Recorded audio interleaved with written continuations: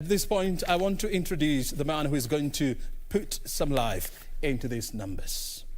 You've known him, you've seen him, you've heard him. Dr. XN Iraqi. He's a lecturer, he's a business and economic lecturer at the University of Nairobi. He has lived in the United States.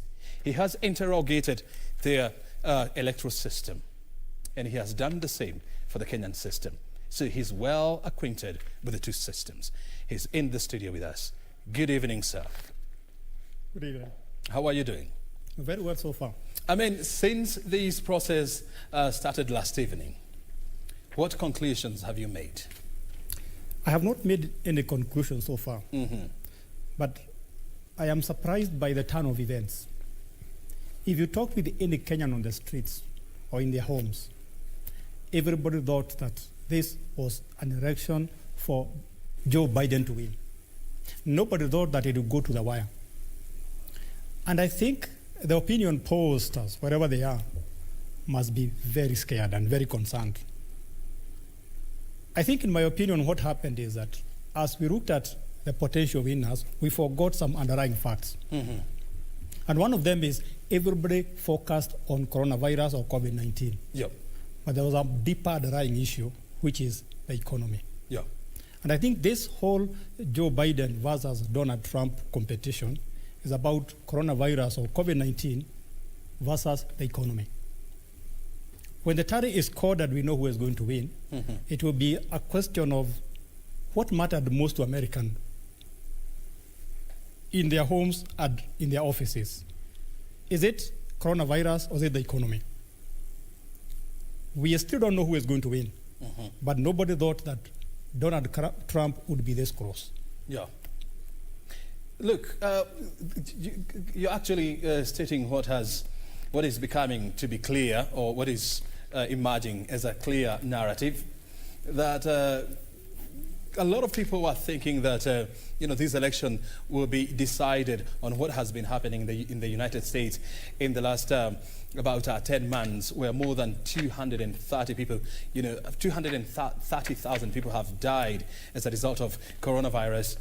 But we are seeing a different picture on the ground. A lot of Americans were concerned about security, were concerned about the economy, and that is somewhat seems to be shaping this election. Help me understand this. When you look at the electoral votes so far, the figures have been stuck at Biden 238, Trump at 214. This has been the scenario for more than 4 hours now. Why is this the case? O'Brien, I don't think anybody wants to make a mistake in terms of giving the wrong winner. So the pollsters, the election officials want to make sure that they call the right winner. So nobody wants to take any chances. In fact, if you look at the main media services, BBC and so on, they're also not changing what they have on their screens because nobody wants to make the mistake. I think the pollsters, not the pollsters, but the people counting the votes want to be as accurate as they can. Remember what happened during Al Gore and George Bush some years ago, where the votes were decided by the Supreme Court. And I think the American readers and American voters don't want people to go that direction. So they are taking all the necessary steps to make sure that the votes are as accurate as possible. That's why it is stuck at that point. That's why you are seeing no movement. But behind the background, there's a lot of work being done. And we have seen, the President Donald Trump saying that there are efforts to steal the election. This came as a major surprise, and of course coming out from the leader of United States. Why are you surprised? I'm not very surprised because if you have followed the way Donald Trump has been talking about this election, he has been very much against post office or the posted ballots. So he has always been creating some uncertainty about votes. So for him to say what he said is not very surprising.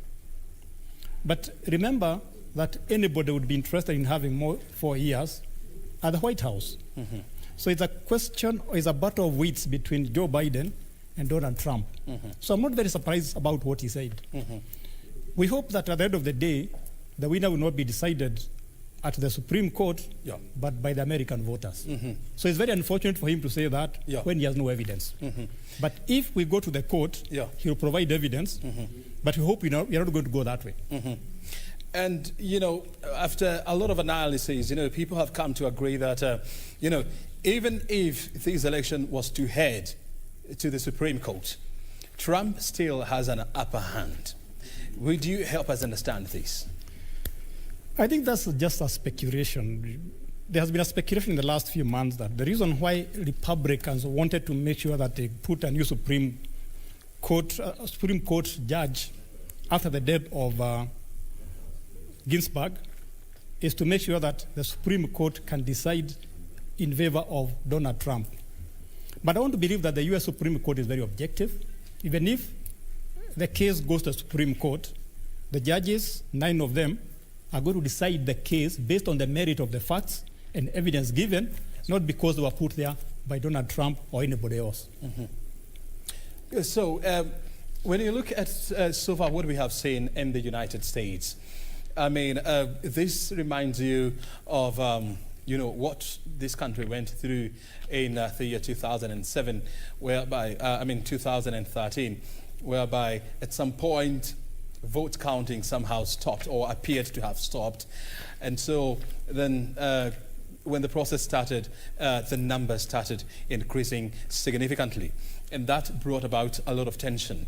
Would you expect a similar situation in the U.S.? I think the U.S. is a much more mature democracy compared with us. They have gone through other such episodes in the past. They have very robust institutions that can resolve any dispute at whatever level. So although there is some political tension, I don't expect it to become as bad as it was in Kenya in 2013 or 2007. I believe the American institutions will be able to resolve that, and we get a winner as soon as possible. If you look at the stock markets worldwide, they are reacting to the uncertainty of not getting an American president in the time expected. And I think that is going to force the American people, the American readers, to decide on who is going to be the reader. Very good. So that the markets settle and we move on. Very well. We want now to take you to the United States, where our correspondent in the name of Simon Kirubi is in the state of Massachusetts. He has been traversing the whole state, trying to get a feel of what is happening and what are the voters saying there. Simon, can you hear me? And I must agree that the weather out there looks absolutely beautiful. First of all, explain to us, what are the people in Massachusetts saying about this election?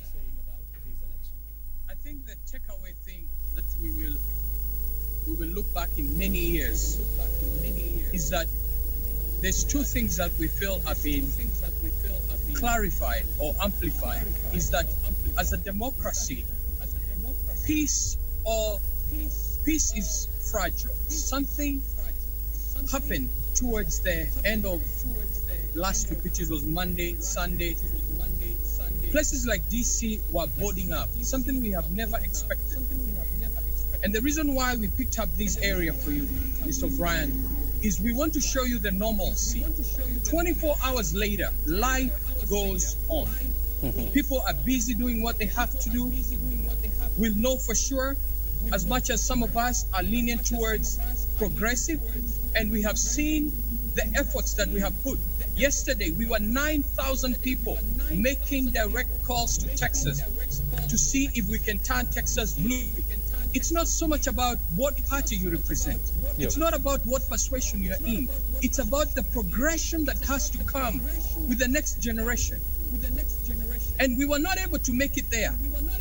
Look at the places. Ask the professor. Places like the South, for a man of color to participate and be competitive in a place whereby the Democrats spend about $59 million to be able to unseat the current majority leader in Senate. Graham, he never worked out. But one thing we want to do is the takeaways from these elections. a man of color was able to be competitive in a place where he was a slave. So let's always look at the progression of not only the society, but also the society in Kenya. And let's not undermine or even underrate what the young people can do when they come together. 10 million young people registered that never participated in the last election into this election. 103 million Americans went out early to vote, and every vote will be counted. So what we want to encourage our people also in Kenya is that change will come. But let's also understand that there is a progression of levels that we have to achieve as a people, and we cannot rush to it. Tell me this, Simon, having experienced both the electoral process in Kenya and in the US, in Kenya, I mean, we would, if it was Kenya today, I mean, you'd be having a lot of tension, a lot of people, questioning what exactly is happening. The numbers appear not to be moving, and they would be demanding to hear from the electoral agencies. What are people saying there? Are they still waiting for results? Are they getting jittery, or the mood is becoming tense? Now, think of this. We live in Massachusetts, which is considered prominently, it's a blue state. But when it comes to the economy, which is like what the professor alluded, is that the economical side of the ballot was more important than even the virus. That is strange. We thought by today we would have a blue wave. It never came. But still, Biden, for the fact that I know the kind of work that people put out, when you can have almost 13,000 calls made in less than 3 hours in places like Texas, reminding people to come out. So people were motivated, but it was a different way of doing it. Now, when you look at the stock market today, it's Larry. S&P is up. I was talking to Chairman Chris Kirubi today, and the first thing he asked me is that, who's won? He's asking me, how are the markets? Because at the end of the day, as a people, we must move on. Politics are for one day, and life is for a lifetime. Very well. In the interest of time, because we have to close, XN, in 30 seconds, what question would you pose to Simon, who is in Massachusetts? I think, Mr. Simon, I once visited MA, as you call it, and one of the most memorable things was attending a church service in one of the Kenyan local languages. But I want to ask you, once the results are given out, America now looks very polarized. Do you think the next president will bring Americans together again? I think what has happened, it's going to be in the proportions of history that will tell us what has really happened in the undercurrent. The prevailing sentiment of most of the Americans is that life must go on. And when you have someone in whatever window they are, and all they do is divide people and make it so fragile, because I will tell you the truth, there was no time that we ever thought that we'll be afraid of riots after an election like this time. And people have already spoken. And we know for sure things are leaning towards Joe Biden. And the markets and even the monetary institutions are calling upon the moving on of life. And so the undertaking is this, that life will have to go on, and election have ended. And whatever will come out of this, we will all move on. Thank you, Simon. I mean, the most important message that we are getting from you is that elections come and go, but countries must always remain. And once we discover that, we'll realize that elections is not a matter of life and death. XN, thank you so very much indeed for finding time to be with us here and trying to help us understand what exactly the US election means to Kenya. Thank you very much. Kirubi, asante sana for your time. Enjoy the sunshine in the state of MA. We'll keep on interacting to see how this goes. I hope by the time I wake up in the morning, there will be a winner. Oh, definitely. That's what we are hoping. The weather report is coming up next. My name is O'Brien Kimani. Thank you so very much indeed for your time. We'll see you again tomorrow as we analyze the US election plus more. Have a good night.